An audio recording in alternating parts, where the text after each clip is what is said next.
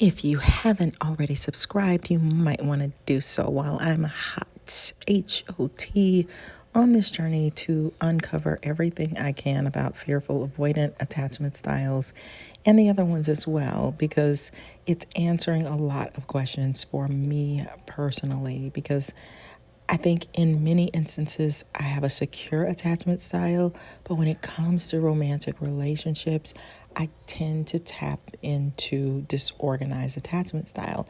And it's always been a place of confusion for me where there was just unanswered questions. Like, why am I feeling some type of abandonment triggers when I know I'm not a borderline personality disorder?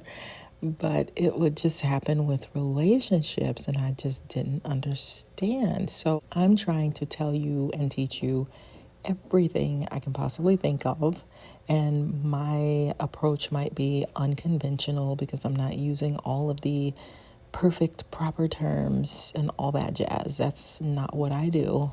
I use my intuition to give you a picture of what I see, and it might be different from what other people tell you, but at the same time, if you get this information, it could really change your whole life, the way you look at things. It can help you to heal.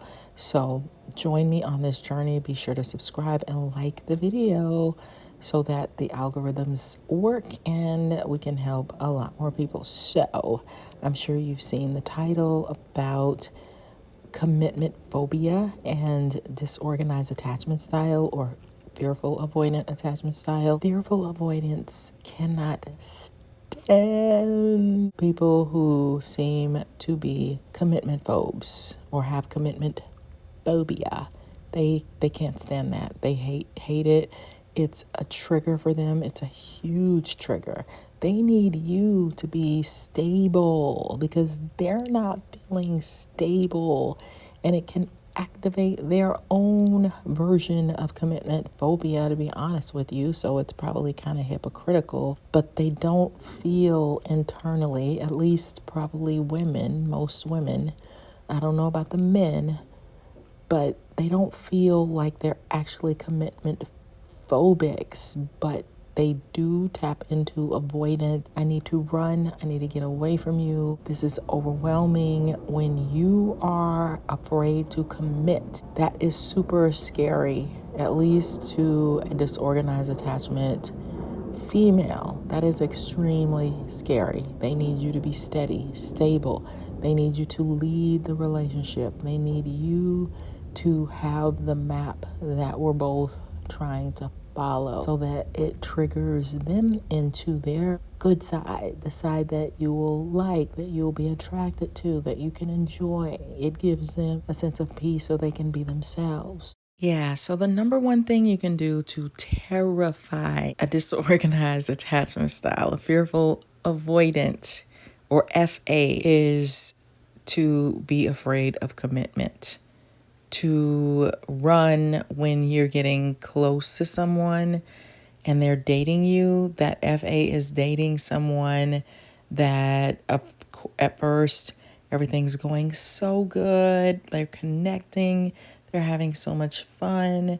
They're making FA feel super comfortable, consistent, steady, reliable, dependable, all that. And then the person starts to pull back.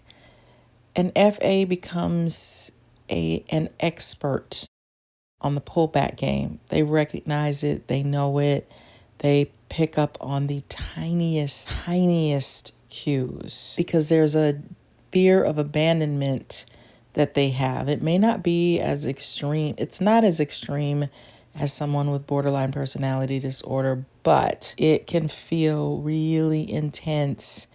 And that's the best way I can describe it. Maybe there's a different way that you could say fear of abandonment because people might not quite understand what that means. It just means that this person is about to leave me. They're about to be done with me. They're about to run from me. I can feel them pulling away from me. So now I'm afraid that I'm going to lose this person. I'm going to lose their love. I'm going to lose their affection. They're not going to want to be with me. So now I don't know how to act. What did I say? What did I do? I can feel this person pulling away from me. It makes the FA, fearful avoidant, lose all their confidence. It makes them lose their confidence. And it's not fun when FA is functioning in a relationship without confidence. And what I mean by not having confidence is you don't know how you're supposed to act anymore because you feel this person pulling away when things were going absolutely great, and you don't know what you said, and you don't know what you did, and all you want is for the person to not run away from you. You would rather be the one in the control seat saying, I'm going to pull away from you. I'm going to end things. And I know that doesn't sound fair, but FA just can't handle the rejection. It feels horrible. And that is when this attachment style gets activated because it may be lying dormant. And so then their biggest fear is this person is going to see me act a fool. They're going to see me look like a fool, look like an idiot, look like a crazy person, and they don't want to do that. Or they're like, this person is going to see me so withdrawn that they're going to forget that I was ever fun, that I was ever friendly, that I was ever happy, that I was ever excited or creative or intelligent or just flowing with the conversation, being themselves. They fear that too. So either they're going to become super clingy, too needy, too, what are you doing? Can I talk to you? Can I call you? When are you going to go out with me again? Why didn't you text me? Why didn't you answer back? Where are you? Are you with somebody else? Why can't you be with me right now? Or you're going to get somebody that turns into a turtle that goes into their shell. Honestly, when I'm making these attachment style videos, I don't know who I'm talking to. I don't know if I should be talking to the person who has disorganized attachment style or if I should be talking to the person who's dating disorganized attachment style. And as I've said on other videos, this is a new venture for me. I'm figuring this stuff out and I'm sharing it with you as I go along. So if I'm incorrect on something, I don't mind you letting me know in the comments because I don't know everything. I'm just figuring it out in my own way. I guess I'm explaining this so that if you're dating somebody who's an FA, then you understand what their thought process is like so that it's not such a mystery. But I'm going to address information directly to disorganized attachment style in this video. So if you feel someone pulling back from you, pulling away from you, and things have been going really well, you felt really close to this person, you felt really secure with this person, you felt like this is like an amazing connection. I can't believe I found someone like this. Number one, you have to ask yourself, why is this person pulling back? It's because they are also afraid. They are afraid and they are acting on it. This is just my guess. They're feeling overwhelmed by their feelings as well, and that's why they're feeling the need to run. Number two, you must be an amazing person. You must be a really cool individual, a really outstanding, somebody that's very lovable, somebody who's kind of firing on all cylinders. There must be something highly attractive about you for someone to be having this type of reaction towards you. Because if you weren't amazing and they just kind of felt like, I'm just playing around, then they wouldn't be having this strong of a connection. Of a reaction. You've gotten clues from this person that they really are seriously into you. Now, a person might also pull back if they were never really interested in you in the first place. They were just kind of like, I mean, not to sound mean, but sometimes you might connect with somebody who doesn't want a serious relationship. They might just want, you know what? I mean, that happens all the time too. So you have to distinguish which category do you go in if he sees you as wifey material. And by the way, this seems to happen more with the men having these knee-jerk, strong reactions rather than women. And it doesn't mean that women don't feel afraid as well. But I think we tend to come closer or want to come closer to you when we're feeling afraid. We just don't have the I'm gonna dump you and run away from you and get away from me like you're some kind of a monster coming towards them. But men, when you think of commitment phobics, I think women can be commitment phobics also, but it usually comes off in a lot milder of a form. With men, it's like they just have this reaction. I gotta go. I gotta leave. And it could be because you're being protected, maybe by God, from connecting with the wrong person. So maybe he's igniting that feeling in that person because it's to protect you. It could be because you truly are wifey material and that scares him because he doesn't know if he can be all the things that you need him to be or want him to be. And as a society, we, honestly, we have different chemicals going on in our bodies, estrogen versus testosterone. And everyone says that we don't condition men to talk about their feelings, that that's not something that we have really conditioned them to do. Even as young boys, we tell them, stop crying, be strong. With girls, it's kind of like, oh, what's wrong? So when he's having these overpowering emotions, he doesn't know what to do with them. He's not as equipped as we are as women. Who is he going to talk to? Who is he going to share this vulnerability? It's scary. It's scary to all of us to get emotionally hurt in a relationship because we all know that type of pain. Oops, you might be saying, what is a commitment phobe? Maybe you've never heard of commitment phobia. What I mean by that is, and you probably know, but it's someone who is afraid to get into a serious relationship with you. By that, I mean, we're boyfriend and girlfriend. You are my fiance. We're getting married. And one of the things that I don't like is that I feel like women have been running from how they really feel or trying to hide it because society has made it seem like such a bad thing to want to get married, to want to be in a committed, you are my boyfriend, I am your girlfriend, I am your boo thing, we are together. That's what women want. That's what they want to hear. Anything short of that makes them feel insecure, generally. They want to know that you are serious. You only want to see them, date them. That is what makes them the happiest.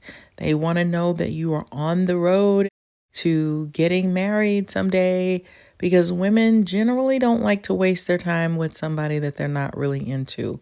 Men can multiple date and have a good time with that. Women, we just feel like I don't have time for that. I'm too busy. I don't want to get it. That's so like, I got to figure out all these people. I don't have time for that. I only want to date somebody that I'm really into because what's in it for me? I mean, for men, it might be an opportunity for him to have multiple intimate partners. Women generally aren't wired that way. We just want that one person. And when we do act that way, we are stigmatized and labeled. The garden tool, that's what we get called. So the rules are totally different. We Generally, I'm not saying that people aren't more liberated, but still, in general, some things just never really change. It's just not in our nature. So I'm saying for most women, because there are a few who don't subscribe to this, but we want to be married. We want to be connected. We want to know that we are your one and only, that you cherish us, that you adore us, that you love us, and that you're excited to be with us, that you're proud of us, and we are your one true love. That's what we want. And so, as a disorganized attachment style, if they're not getting the commitment that they want, it's a huge trigger. It is scary. It's petrifying. It takes away the ability for the woman to know how to act, what to do, what to say, how to navigate, because you are the navigation system. The man is the leader. So we don't know what to do when you start pulling away and you act like you are triggered by the slightest things. Sean Gray wrote a classic book called Men Are From Mars, Women Are From Venus, and he talks about a man's intimacy cycle, that when he gets super close to you, he has a strong desire to pull back and to pull away, to grapple with his feelings, and then once he's grappled with them, he comes back.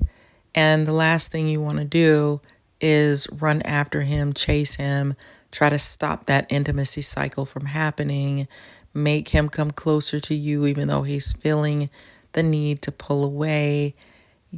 His advice is let him pull away, let him get a handle on how he's feeling, and then he'll come back to you. But if you don't understand that piece, you'll be so confused, if that's even accurate.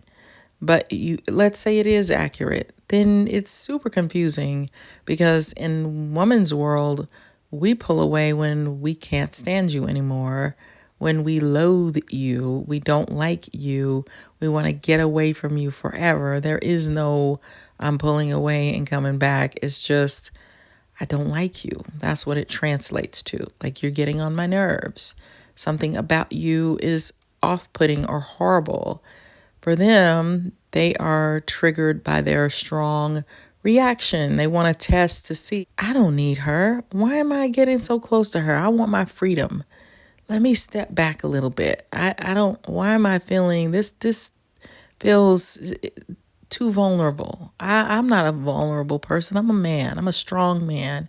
So let me get away from her for a while and test out my freedom. And then he'll come barreling back, usually. But you also have to tell yourself, I think, because I'm trying to give a little advice in case you're going through this now, that that's his problem. Yes, it's both of your problems to a certain extent, but you can't do anything about his reaction, not really. And saying that, oh my gosh, it's something I'm doing. No, you need to keep being your beautiful, pretty self and your talented, intelligent self. Try not to change just because of how he's acting. You keep being you. Now, that doesn't mean that you're all over him and that you don't give him a little space. But in the meantime, I'm going to be around people that I can be myself with. So if I can't be myself with you right now, then go ahead and skedaddle, because you shouldn't have to shift how you are or who you are unless you are just being a stage 5 clinger where it's like, oh my gosh, I can't think without you. So not like that. But if you've just been going at a normal pace, I would say just be careful not to take it personally. That's something that he has to work out. I'm going to let you figure that out. And then in the meantime, I'm going to keep trying my best to work through my own junk. You can pull back a little bit too, just to give him some space, to mirror back also how he is reacting, and sit back and enjoy the show a little bit. Observe the behavior, see what you can learn from it. But I think as women, we tend to change everything about ourselves. As soon as someone is freaking us out, especially if you're a disorganized attachment style, you might think, oh my gosh, let me change my hair. Let me change the way I'm dressing. Maybe I shouldn't act like that. Maybe I should be funnier, friendlier. Your anxious side is going to make you want to come closer to him, to sit next to him, to get closer, and that's just going to freak him out. You may even see him having physical reactions. Those things are giving you a clue that something is up. So pay attention to those clues. And like I said, you don't want to get in the habit of completely altering who you are because somebody else is having a reaction about their own feelings. Because when he comes back, he's going to be looking, when I say come back, let's just say he's pulling away, needs some space, he's freaking out. And let's say he's going through an intimacy cycle. And when he comes back, he's expecting to find the same person there, not someone who has become someone totally different because you think you did something wrong. A lot of times you have done nothing wrong. Did you have a fight? Did you have an argument? Did he start a fight or an argument? To try to create a reason to distance himself. So you be cool, really be cool. You are not responsible for his behavior. He has to be responsible for his behavior. And if he can't get it together, then the timing is just wrong and there's somebody else who you're supposed to be with. Disorganized attachment style already has their vices. They've got the avoidant side and they've got the anxious side. So you really need to use this time to work through these feelings, these issues, how it is making you feel, how to gain control over yourself when you feel like freaking out and acting crazy and running away. This could be a great opportunity for you to work through your own stuff and ask yourself questions and try to figure out a balance even when this other person is acting crazy, not crazy, but they're acting out of character. Can you balance yourself in spite of this? Because you feel a lot of push and pull. You put people through a lot of push and pull. And how do they react to you? They kind of hang in there. They're kind of steady, stable. They let you feel what you feel. So you practice letting this person feel how they feel instead of just trying to control it, and practice working through your own feelings, whatever that may entail. Here's the other side of the coin. You have to remember that you are fearful avoidant, and so you are hyper sensitive to rejection. So you probably are counting every little teeny tiny feeling of rejection. So you probably need to check with somebody who is securely attached and ask them, hey, am I making some of this stuff up? Am I on to something, or am I jumping to conclusions? You have to be careful because you are hypersensitive to any feeling of rejection or somebody pulling away from you when they actually might just be being human on some things. So be careful with that. Just in case you are absolutely 100% clear that this is true, that you are navigating a relationship where one partner is showing signs of being a commitment phobe or is pulling away, it can be challenging. So here are some pieces of advice that could help you. Number one, communicate openly. Have an honest conversation about your feelings and observations. Share your concerns without being accusatory. Use I statements to express how his or her behavior affects you. Two, set boundaries. Reflect on what you need in the relationship and establish healthy boundaries. This will help you maintain your self-respect and emotional well-being. Three, give some space. Sometimes giving your partner a little space can help them process their feelings without feeling pressured. However, ensure that this doesn't mean sacrificing your own needs. 4. Focus on yourself. Engage in activities that make you happy and fulfilled. This can help reduce anxiety about the relationship and improve your self esteem. 5. Seek support. Talk to friends or a therapist about your feelings. They can provide perspective and help you navigate your emotions. 6. Observe patterns. Pay attention to his or her behavior over time. Is this a consistent pattern or are there specific triggers? Understanding the dynamics can help you decide how to move forward. 7. Be prepared for any outcome. Consider what you want in a relationship. If his behavior continues and doesn't align with your needs, it might be worth evaluating whether this relationship is right for you. So, trusting your reactions can be difficult, especially in emotional situations.